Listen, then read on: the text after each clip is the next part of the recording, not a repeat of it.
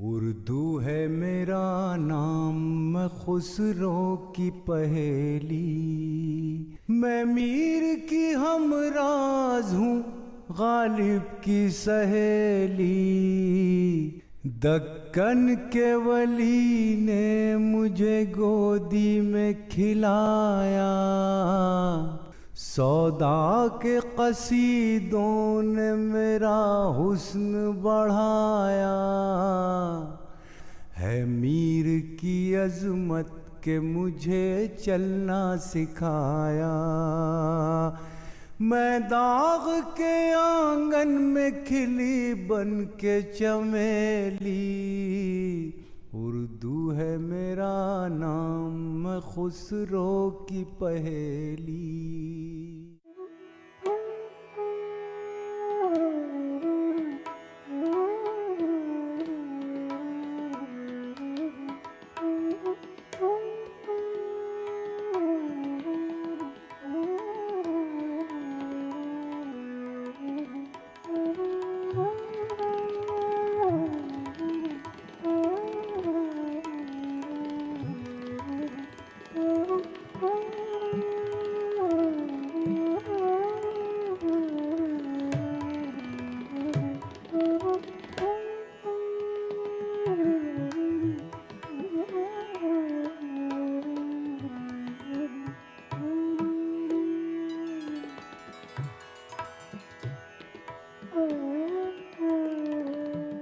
कि इस लाइब्रेरी की कहानी कोई 125 साल से ज़्यादा पुरानी है और यहाँ पर एक ज़मींदार थे, कोई बहुत ज़्यादा वसाइल वाले नहीं थे, आप कह सकते हैं कि औसत दर्जे के ज़मींदार थे, मौलवी मोहम्मद बख्श। उन्हें किताबों में दिलचस्पी थी और ज़ाहिर है कि उस ज़माने में किताबों में ज़्यादा मखतूतात की अहमियत थी और अपनी ज़िंदगी में उन्होंने अरबी और फ़ारसी के मखतूतात जमा करना शुरू किए। 1844 में उनकी ये कोशिश शुरू हुई और तकरीबन 1400 मखतूतात उन्होंने जमा की। 1400 मखतूतात उनके पास थे और उन्होंने इनको एक ज़ाती कुतुबखाने की शक्ल दी, जिसे कुतुबखाने मोहम्मदिया का नाम दिया गया। उनकी वफ़ात 1876 में हुई और इसके कबल उन्होंने अपने बड़े बेटे को, खुदाबख्श को, ये पूरा ख़जाना मखतूतात का सौंप दिया और ये हिदायत भी की कि वो इसमें और इजाफ़ा करें और इसे लोगों तक पहुंचाने का काम करें। तो खुदाबख्श साहब ने अपनी कोशिशों से इस ख़जाने को और बढ़ाया, इसमें और तौसी की और उन्होंने तकरीबन 4000 मखतूतात और चंद हज़ार किताबों के साथ इस लाइब्रेरी को एक पब्लिक लाइब्रेरी के तौर पर 1891 में 1891 में कायम किया और एक डीड ऑफ ट्रस्ट के ज़रिए इसे पटना के अवाम को सौंप दिया। उस वक्त ये लाइब्रेरी ओरिएंटल पब्लिक लाइब्रेरी कहलाती थी या बाज़ जगहों पर इसे बांकीपुर ओरिएंटल लाइब्रेरी के नाम से भी जाना गया है। बांकीपुर इस इलाके का नाम था, उस ज़माने में इसी नाम से ये इलाका जाना जाता था। आज भी पुराने लोग यही नाम लेते हैं, गरचे नए लोगों के लिए अब ये नाम बहुत मानूस नहीं रहा है। तो 1891 के बाद से ये लाइब्रेरी खुदाबख्श साहब की ज़ाती निगरानी में काम करती रही। यहाँ आज हम लोग बैठे हैं, ये उनका ज़ाती मकान था, तो उन्होंने ये पूरी प्रॉपर्टी भी किताबों के साथ साथ आवाम के हवाले कर दी। तो ये उनका जज्बा था और इस जज्बे के ज़ाहिर है कि जितनी भी कदर की जाए वो कम है। खुदाबख्श एक किताबों के कलेक्टर ही नहीं थे, बल्कि एक गहरी दिलचस्पी उन्हें किताबों में इस तौर पर थी कि उन्होंने अपने इस लाइब्रेरी की कई किताबों का एक एनोटेटेड उसकी बिब्लियोग्राफी तैयार की, जो महबूबुल अलबाब के नाम से शाया हुई। 1969 में 1969 में गवर्नमेंट ऑफ इंडिया ने एक एक्ट के ज़रिए इसको इंस्टीट्यूशन ऑफ नेशनल इम्पोर्टेंस करार दिया।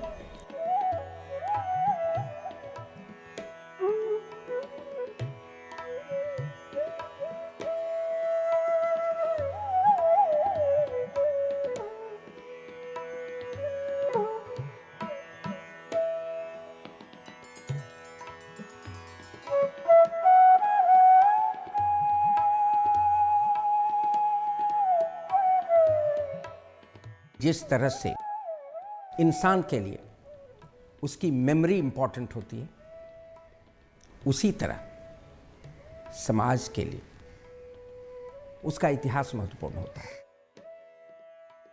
एक ऐसा समाज जिसका कोई इतिहास ना हो, वो उस व्यक्ति इंसान की तरह है जिसकी मेमोरी ही नहीं हो, खो गई हो। और यह इतिहास बेस्ट प्रिजर्व्ड होता है, उसका सबसे अच्छा संरक्षण होता है पुस्तकालय के रूप में। पुस्तकालय सदियों की जो सभ्यता और संस्कृति है उससे हमारी मुलाकात कराता है। पुस्तकालय एक ऐसी जगह होती है जहां हम अपने अस्तित्व को, सामाजिक अस्तित्व को काल के संदर्भ में तलाशते हैं और उसे प्रेरणा ग्रहण करते हैं। खुदाबख्श ओरिएंटल पब्लिक लाइब्रेरी कुछ खास ही महत्व रखती है, क्योंकि ये हमारी उस सभ्यता और संस्कृति की याद दिलाती है, उससे हमारा साक्षात्कार कराती है, जिसको हम कंपोजिट कल्चर कहते हैं। आप देखेंगे कि उस पुस्तकालय में ऐसी दुर्लभ पांडुलिपियाँ हैं जो मेडिवल पीरियड की हैं, जो प्रायः विद्वान समाज के सामने नहीं ला पाते हैं। काम तो हुए हैं उस पर, लेकिन जितना काम उस पर होना चाहिए था और उस काम को जितना लोगों तक पहुंचाने का काम होना चाहिए था, मेरी राय में नहीं हुआ है। तो मैं पुस्तकालय को बहुत ही अहम मानता हूँ व्यक्ति के लिए और ख़ासकर समाज के लिए, और एक ऐसे समाज के लिए जिसकी एक ऐसी सभ्यता और संस्कृति रही है जिस पर फ़ख्र किया जा सकता है और जिस पर हमें फ़ख्र है। जहाँ तक जानता हूँ यह ईजिली अवेलेबल है दो कारणों से। वहाँ दो तरह का संभाग है।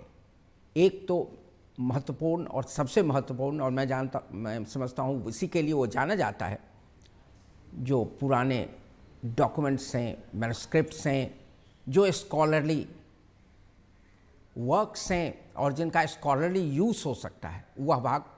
और आपने देखा होगा कि एक पॉपुलर रीडिंग सेक्शन भी है, वहाँ लोग जाते हैं, बहुत जाते हैं। और इसके अलावा पिछले कुछ वर्षों में पुस्तकालय एक ऐसा केंद्र हो गया है जहाँ शैक्षणिक गतिविधियाँ, popular lectures by very eminent scholars around the world होते रहते हैं। कुछ सांस्कृतिक गतिविधियाँ होनी चाहिए, लेकिन मैं ध्यान केंद्रित करना चाहूँगा पहले प्रश्न पर कि वो कितनी एक्सेप्ट। जो मेरी जानकारी है, जो मैन्युस्क्रिप्ट्स हैं उनका डिजिटाइजेशन हुआ है, वो उसका डिजिटीकरण हो रहा है, उससे भी हुआ है, पब्लिकेशंस उसके अधिक हुए हैं। मैं पिछले दिनों में देखा हूँ मैंने कि उसके प्रकाशन की संख्या बढ़ गई है और बड़ी तेज़ी से नई तकनीक का उपयोग करके उसको सिर्फ पटना के लिए नहीं, देश के लिए नहीं, दुनिया के लोगों को उपलब्ध कराया जा रहा है। ये एक बहुत ही खूबसूरत मखतूता है कुरान शरीफ का, जो मुग़लिया अहद का है, और इसके जो सफ़े हैं वो बहुत ही खूबसूरत, बहुत ही वेल डेकोरेटेड हैं। तज़ीनकारी का इसमें बहुत ही आला एहतमाम है। ये अर्ली 17वीं सेंचुरी है, अकबर के अहद का ऑलमोस्ट ख़ात्मा, जहांगीर के अहद का, और इसमें बहुत ही नफीस काम है। अर्रहमान अर्रहीम मालिक यौमिद्दीन, इय्याक नअबुदु व इय्याक नस्तईन, इहदिनस सिरातल मुस्तकीम, सिरातल लज़ीना अनअमता अलैहिम गैरिल मग़ज़ूबि अलैहिम वलज़्ज़ालिन। और इसके साथ ही इसका तर्जुमा भी फ़ारसी में दिया हुआ है और अरबी का टेक्स्ट है। आप देखेंगे कि जो स्याह रोशनाई में लिखा हुआ है वो अरबी का टेक्स्ट है, और इसके बाद जो सुर्ख रोशनाई में है ये फ़ारसी का टेक्स्ट है। और ये जो आप इसके ऊपर की जिल्द देख रहे हैं, ये पेपर मैशी का जो इस पर काम है, ये ख़ास कश्मीर की खसूसियत आप कहेंगे। और इसके अंदर जो वर्क़ है, इसमें जो कलगी आप देख रहे हैं, इसका भी आप देखें कि खुसूसी ताल्लुक़ कश्मीर से, और आज भी ये डिज़ाइन आप कश्मीर में देखते हैं। इसके जो डेकोरेशन का काम है, इसके जो तज़ीनकारी का काम है, वो नहायत खूबसूरत है।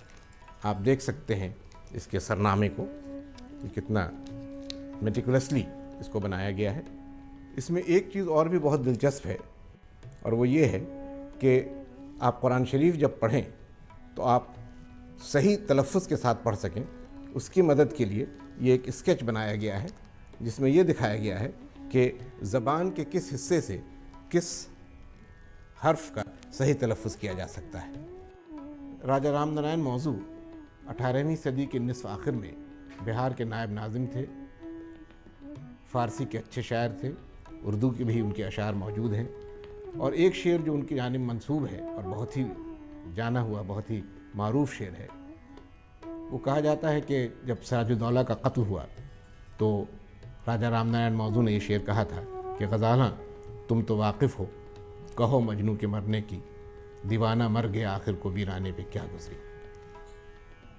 और राजा राम नारायण के ज़ाती कुतुबखाने में कुरान शरीफ का ये नुस्खा महफूज था, जो आज खुदाबख्श लाइब्रेरी में मौजूद है। ये एक बहुत ही नादिर मखतूता है। इसका उन्वान है सीरत फ़िरोज़ शाही। ये जो असल नुस्खा था, ये फ़िरोज़ के ज़माने में 14वीं सदी में लिखा गया। जैसा कि आप जानते हैं, सुल्तान फ़िरोज़ शाह का अहद हुकूमत 1351 से 1388 तक रहा, लेकिन वो असल नुस्खा अब कहीं भी मौजूद नहीं है। ये मुग़लिया अहद में 16वीं सदी में उसकी एक नकल की गई जो मौजूद है। इसकी भी कोई दूसरी नकल कहीं नहीं मिलती है।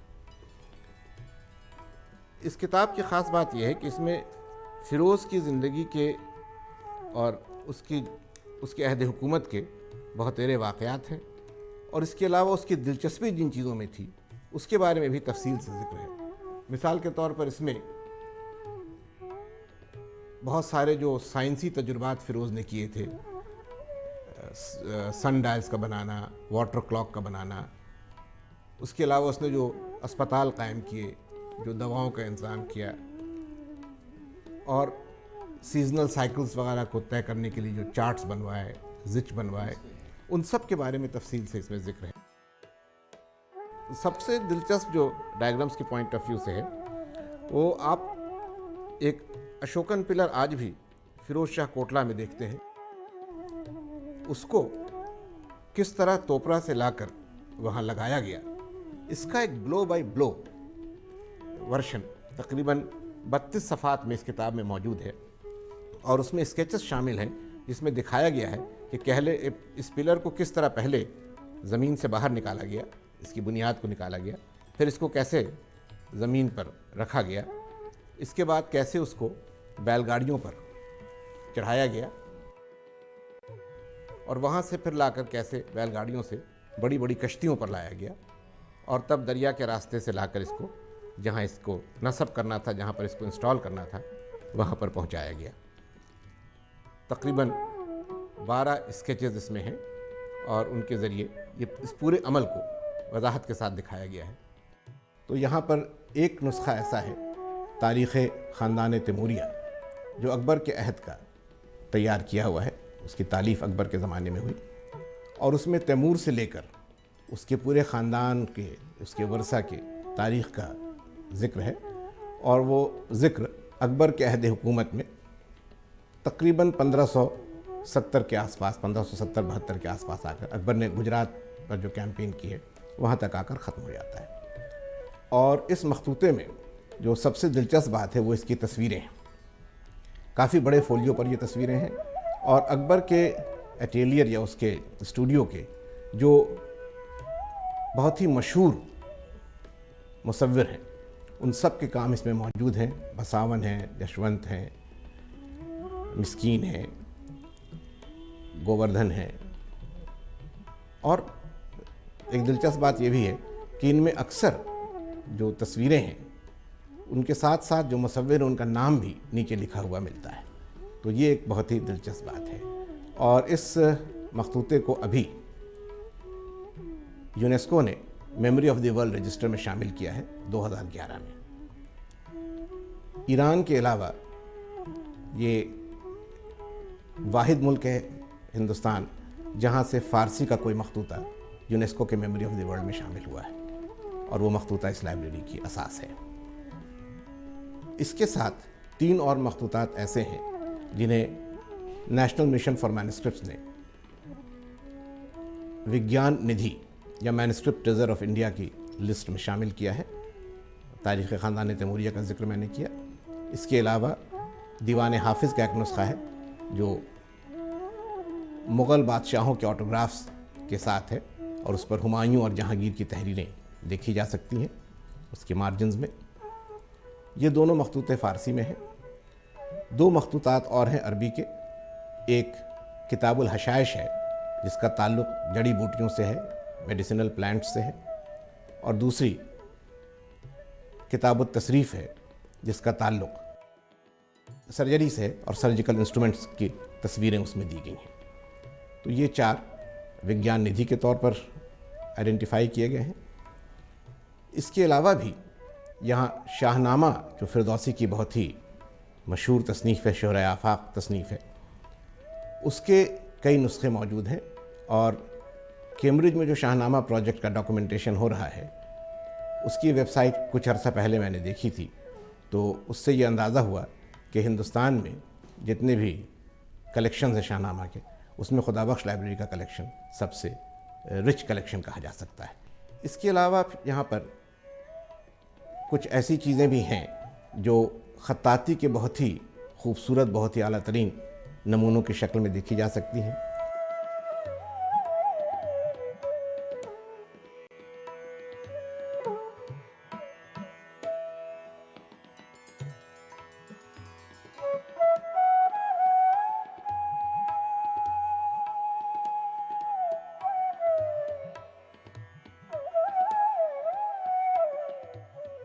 तो पब्लिक लाइब्रेरी के तौर पर इसका एक हिस्सा है कर्जन रीडिंग रूम, जहाँ स्टूडेंट्स आते हैं और वो जो कॉलेज की टेक्स्ट बुक्स है या कॉम्पिटिटिव एग्ज़ाम्स की जो तैयारी करते रहते हैं उसके लिए जो किताबें हैं वो उनको वहाँ फराहम की जाती हैं।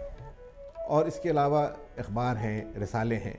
अक्सर होता है कि सीनियर सिटीजन्स सुबह के वक्त या शाम के वक्त अपने फुर्सत के औकात में अखबार देखने के लिए, रिसाले पढ़ने के लिए आते रहते हैं। तो एक मिला जुला ग्रुप है जो नौजवानों से लेकर के जो हमारे बुज़ुर्ग हैं वो सब उसमें आते हैं। स्कॉलर्स में हमारे पास दोनों तरह के स्कॉलर्स आते रहते हैं, मकामी भी, मुल्क के दूसरे हिस्सों से भी और बैरून मुल्क भी।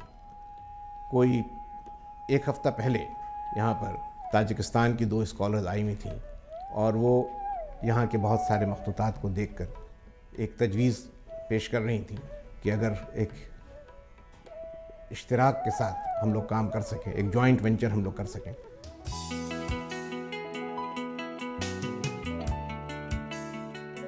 खुदाबख्श लाइब्रेरी में एक जो बहुत अच्छी परंपरा है वो है कि बहुत रेगुलर वे में एक्स्ट्राम्यूरल लेक्चर्स और पॉपुलर लेक्चर सीरीज़ वो कंडक्ट करते हैं, लेकिन और बहुत भी किया जा सकता है। फॉर एग्ज़ाम्पल वहाँ पे जो बहुत ही इम्पोर्टेंट मैन्यूस्क्रिप्ट्स हैं वो आम लोगों तक कैसे पहुँचाया जा सके। हम तो देख रहे हैं कि वहाँ पे है, लेकिन उसका कंटेंट क्या है वो आम लोग जब तक ना वो देख पाएँ, वो पढ़ पाएँ या वो अनुवाद करके लोकल लैंग्वेज और अंग्रेज़ी में जब तक ना वो अवेलेबल हो, तो वो एक सिर्फ एक आर्काइवल वैल्यू के लिए ही रह जाता है। बट उसका हम इस्तेमाल अपने रिसर्च में या अपने एजुकेशन सिस्टम में हम इसे इस्तेमाल नहीं कर पाते हैं। एक अच्छी लाइब्रेरी का मतलब ये होता है कि वो वहाँ पे मल्टी डिसिप्लिनरी पुस्तकें मिलें, वहाँ पे रिसर्च के लिए जितने रिसोर्स मटेरियल वो मिले, और ख़ास करके हमारा जो टोटल नॉलेज का एक भंडार है वो लोगों के लिए वो उपलब्ध हो। तो मेरे ख्याल से एक लाइब्रेरी का महत्व वही होता है कि एक total body of knowledge and information जो भी हम खोजना चाहें तो एक लाइब्रेरी में जाके वो हमें मिल जाए। मैं तो चाहूँगा, वो तो डिजिटलाइज कर ही रहे हैं, तो डिजिटलाइज करके अगर वो जितने किताबें हैं, जो वैल्यूएबल मैन्यूस्क्रिप्ट्स हैं, ये अगर सीडी फॉर्म्स में या लेट्स से मोनोग्राफ्स में वो अगर पब्लिश कर सकते हैं और लोगों से अगर वो चार्ज करें, बेच करके चार्ज करें, तो मेरे समझ से लाइब्रेरी की रेवेन्यू भी काफ़ी जनरेट हो सकता है। और सिर्फ सरकार के पास अनुदान के लिए नहीं जाना पड़ेगा, वो सेल्फ जनरेटिंग एक रेवेन्यू बन सकता है खुदा बख्श लाइब्रेरी का खुद।